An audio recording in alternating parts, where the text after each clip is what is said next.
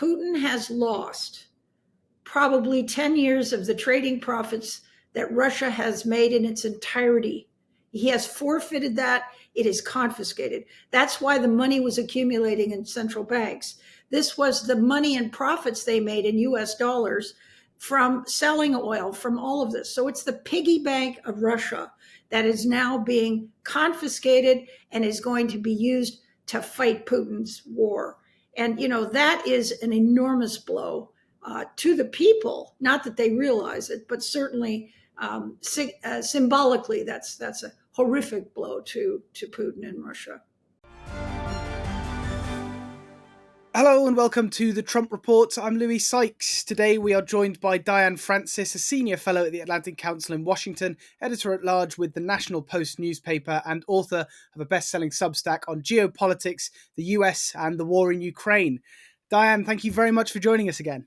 You're welcome. Well, Diane, the US has put new sanctions on Russia's biggest energy exporters, Rosneft and Lukoil, after plans for this summit in Budapest seem to have completely fallen through. How's the Kremlin likely to react to this sort of set of sanctions the US has been threatening for some time? Well, I think what we're seeing is a reset in Trump's strategy to get Putin to the negotiating table. Obviously, nothing's worked so far. They're going to react in I think a pretty logical way.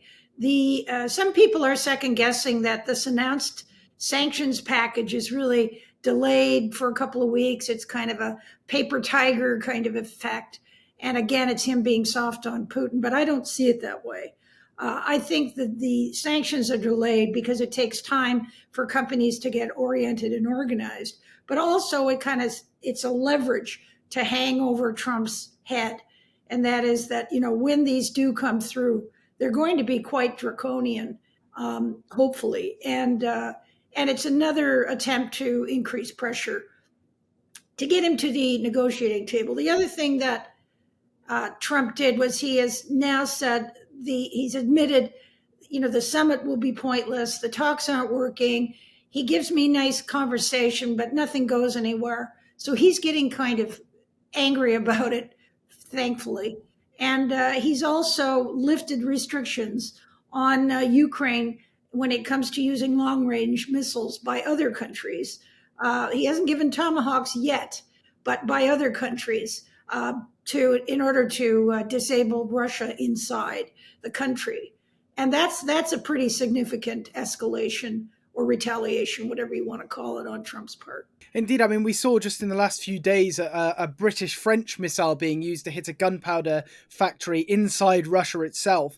That's something the Russians have said would be an escalation for some time. So that's presumably going to be quite alarming to them that Western weapons are now being used in this way. Well, yes. No, I think this is going to really start to hurt them. The other thing that he's mentioned about the tomahawks, which are a devastatingly powerful weapon, is that he's held off at the moment from giving the tomahawks to Ukraine, and says he will only allow tomahawks to be used if the United States is hit by Russia. But on the other hand, it's really it's leverage. It's hanging over Putin's head, and his response was to trot out Medvedev again, making a nuclear threat. And you mentioned Trump's statements about this and about his sort of almost bromance with Putin kind of seemingly coming to an end, saying every time I speak to Vladimir, I have good conversations, and then they don't go anywhere. Do we think when it comes to the relations between these two men, has Putin finally run afoul of Trump here? Is that kind of warm relation that Trump used to claim he had with Putin over now? Oh yeah, I think it is. He's worn his friendship pretty thin. He keeps stringing along Trump. I think it's obvious to Trump. And, although, this guy can turn on a dime. Trump can turn on a dime again. I don't know what else Putin could do, however, to offer him to do anything differently. The Tomahawk thing and the long-range missiles into Russia are extremely important.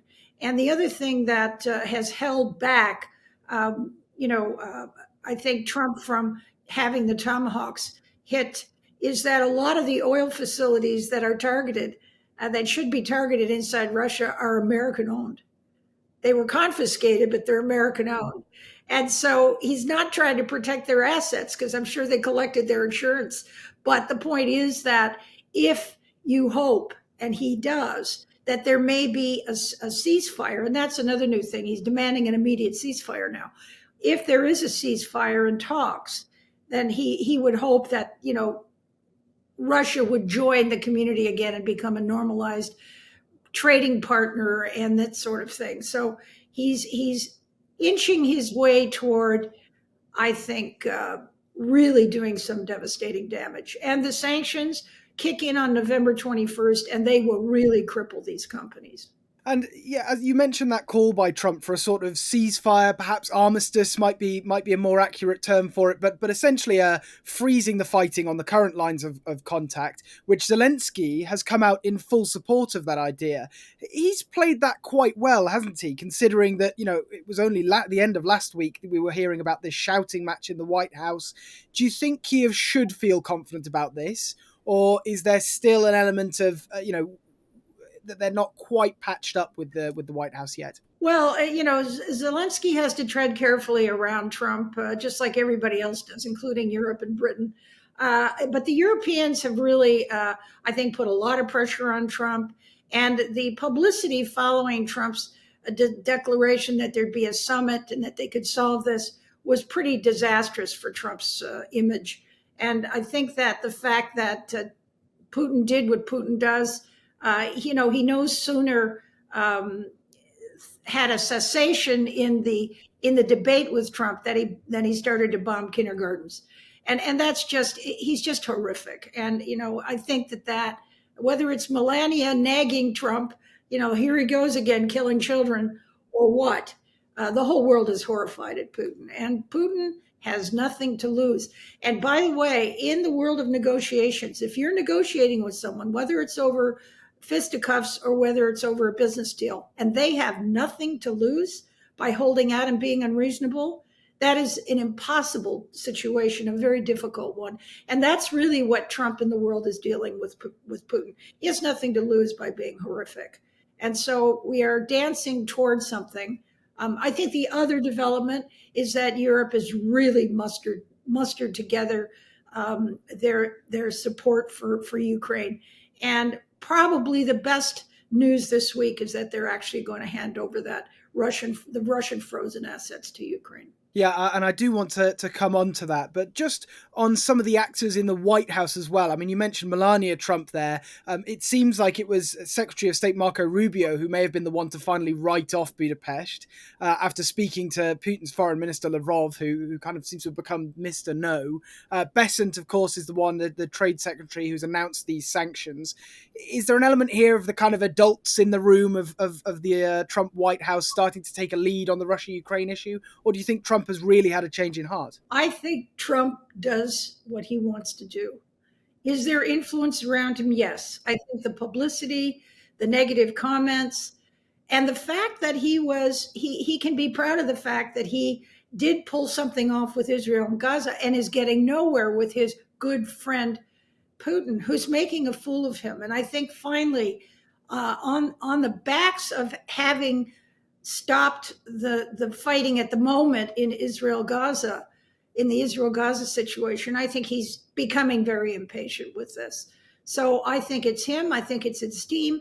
Congress is chomping on the bit to pass the Lindsey Graham draconian sanctions on all of Russia's oil customers. And that would include Hungary, Serbia, Turkey, India, all kinds of allies. But, they're chomping on the bit. So Trump is the planets are aligned for Trump to be as tough as he wants to be, and I think he knows that. And I think it would appear he realized he's got to do that because this guy doesn't respond to anything rational. And how close do we think that is? How close is Trump to stitching this up? Because as you say, there's still that set of so-called third-party sanctions that haven't been used yet. India and the EU have pledged to stop buying Russian energy. But of course, China is still there buying Russian oil, albeit at a pretty big discount. Do we think Trump is in a position now where he really does have the authority and the capability to just stop those final sources of funding for Russia's war? Yeah, I think he does. I think he's still giving. I think he's still giving Putin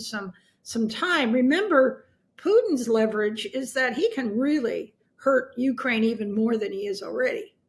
Let's not forget this. Ukraine is in the middle of this mess, and and he does have nuclear weapons, and he's so ruthless that this is quite frightening, and we're coming at a point where it's really brinkmanship, and we'll see how carefully he steps.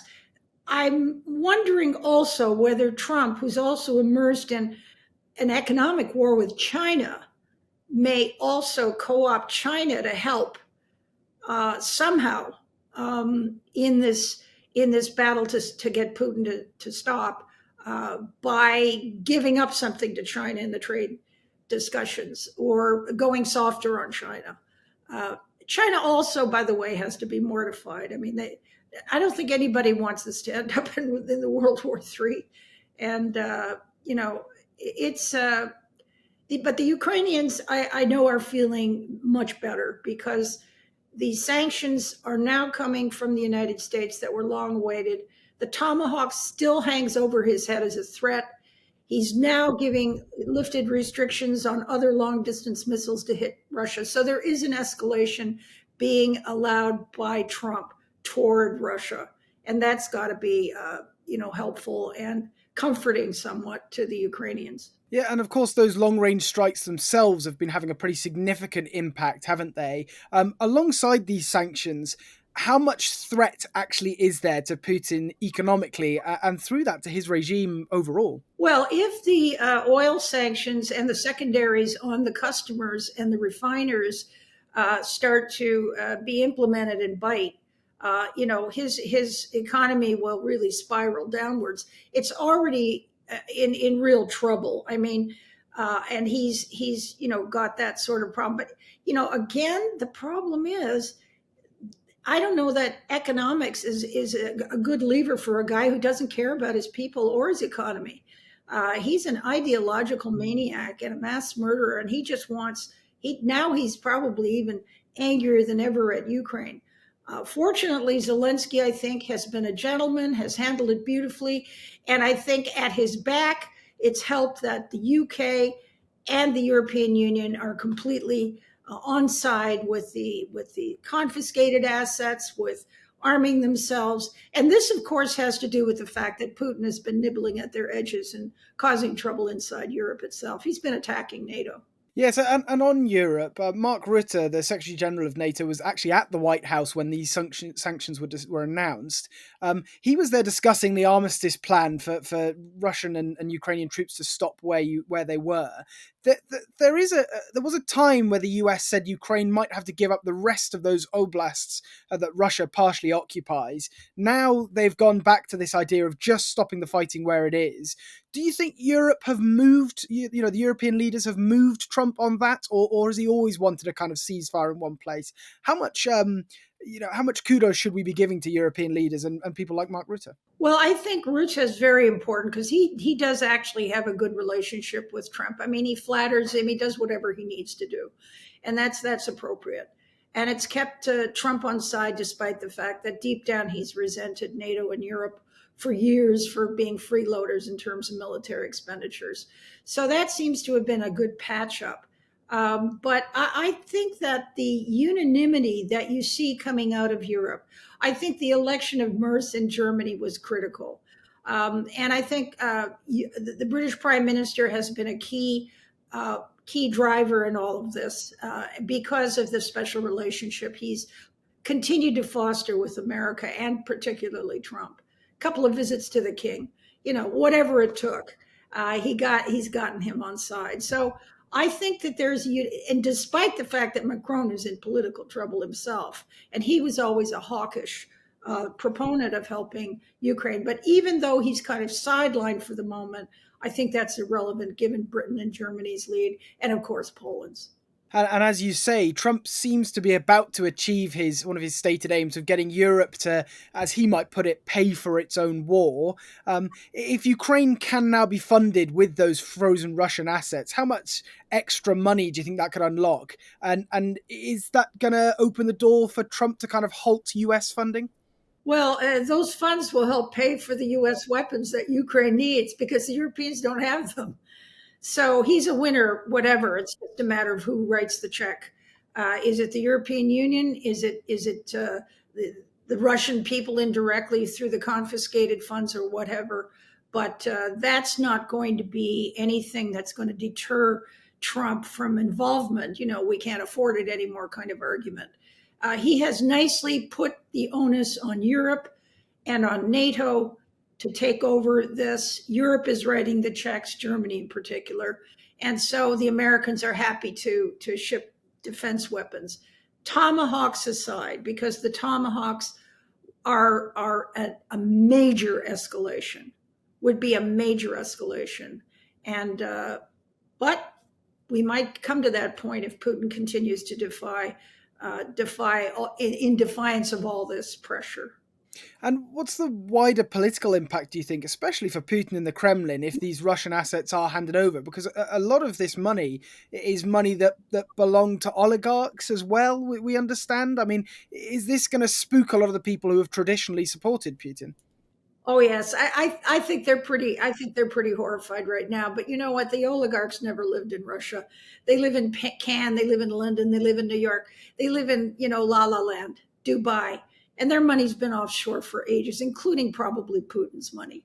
So it doesn't affect them that much. However, a $300 billion amount of money that was frozen in the central banks means that Putin has lost probably 10 years of the trading profits that Russia has made in its entirety. He has forfeited that. It is confiscated. That's why the money was accumulating in central banks.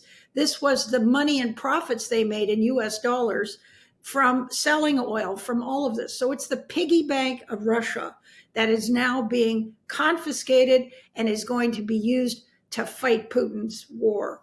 And, that is an enormous blow to the people. Not that they realize it, but certainly symbolically, that's a horrific blow to Putin and Russia. And Trump's not the only one who has placed sanctions on energy this week. China's Yulong Petrochemical company, which refines a lot of oil, has had sanctions put on it. As a result, we've seen Canadian and Middle Eastern oil producers stopping their contracts with Chinese firms.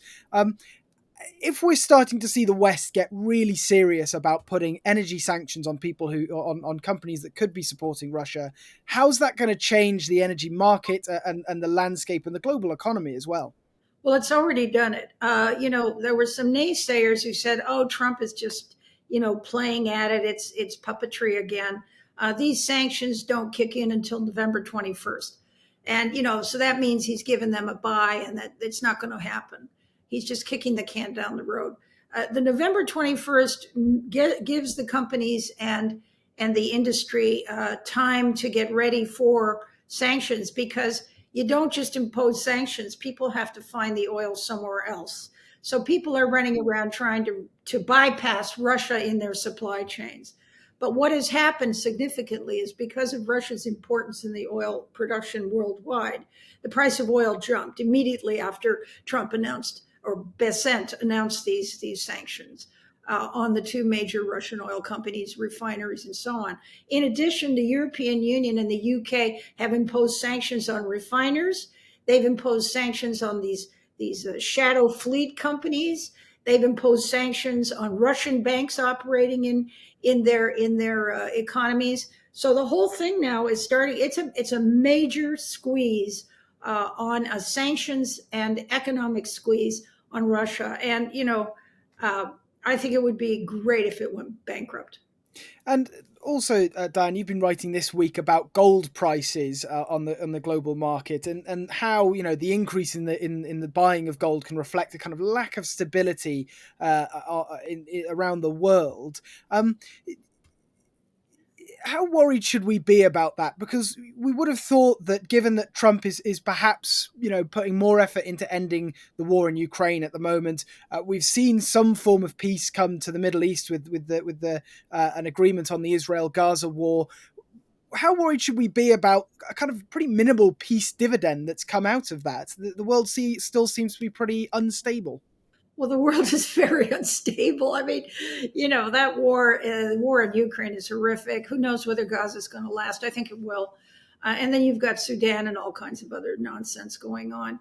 It's interesting you mentioned the gold prices have been going up because central banks have been buying them because they're worried about this war and the others. So they were kind of hoarding gold instead of buying US dollars and that sort of thing. But in the last few days, possibly in anticipation of the harder line that the US and Europe is going to take in terms of sanctions against the oil companies and the oil industry, the price of gold has fallen. It has fallen. And so, it's not always rational, but it was going up and up and now it's falling. Is that because central banks or others are a little more relieved that finally this war may come to an end rather than hoarding gold because they think it'll never end? I don't know. If I knew, I'd be very rich because I'd know how to play the gold market. But I do know that what happened immediately after Bissett mentioned the sanctions, which some people poo pooed, the price of oil went up, and the oil market traders are smarter than the politicians, and they know exactly how powerful what was announced by Europe, UK, and the US will be toward the price, toward the supply of oil. And when the supply of oil dries up because of sanctions, the price goes up.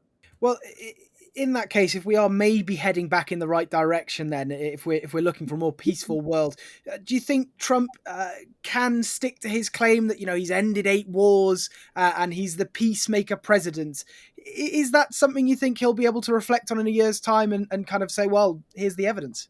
Well, I hope so, but I think that his big goal right now is to get a ceasefire in Ukraine.